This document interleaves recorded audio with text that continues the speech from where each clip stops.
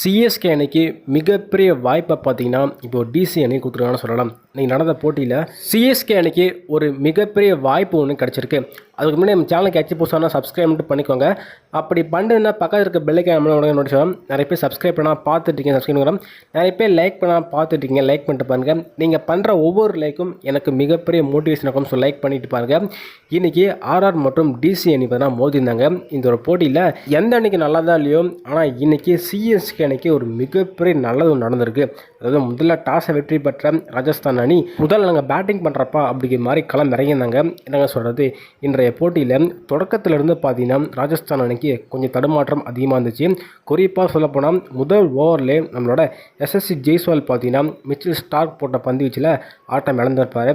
அதன் பிறகு அடுத்த ஓவரே பார்த்தீங்கன்னா நம்மளோட சூரியவன்சியும் அவுட் ஆகியிருப்பாருங்க. முதல் பால் 4 அடிச்சுட்டு அடுத்த பாலே பார்த்தீங்கன்னா கரெக்டாக போல்ட் ஆகியிருப்பார் ஜேமிசன் போட்ட பந்து வீச்சில். அதன் பிறகு என்ன பண்ண போகிறாங்க, கண்டிப்பாக டாப் 2 பார்த்தீங்கன்னா அவுட் ஆகிட்டாங்க. யார் இன்றைக்கி அடிக்க போகிறா, ஆர்ஆர் அணியை மேலே தூக்க போகிறா அப்படின்ட்டு வெயிட் பண்ணி பொறுமையாக வாட்ச் பண்ணிட்டு இருந்தோம்.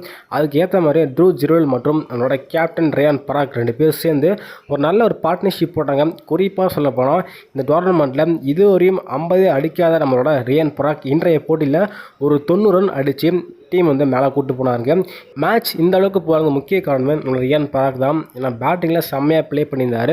இதுவரையும் ஃபார்முக்கு வரலாம், ஏன்னா இந்த போட்டியில் நான் வரேன் அப்படிங்கிற மாதிரி இந்த போட்டியில் கரெக்டாக ஃபார்முக்கு வந்தார். ஏன்னா டாப் 2 2 பேருமே காலி. அடுத்து என்ன பண்ண போகிறாங்க அப்படின்னு வெயிட் பண்ணி காத்திருந்தோம். அதேமாதிரியே இன்றைக்கி நான் அடிக்கிறேன் அப்படிங்கிற மாதிரி ரியான் பராக் தரமாக ஆட்டத்தை வெளிப்படுத்தியிருந்தார். ஜூ ஜீரோவிலும் பார்த்தா இன்றைக்கி டீசெண்டாக விளையாண்டுருந்தார். அதுக்கப்புறம் கடைசியில் ஃபெரேரை பார்த்தீங்கன்னா டீசெண்டாக வந்து ஃபினிஷ் பண்ணி வச்சார். இதன் காரணமாக ஆர்ஆர் அணி பார்த்தீங்கன்னா 20 ஓவர் முடியல 6 விக்கெட் இழப்புக்கு 225ங்கிற ஒரு மிகப்பெரிய இலக்கை செட் பண்ணியிருந்தாங்க.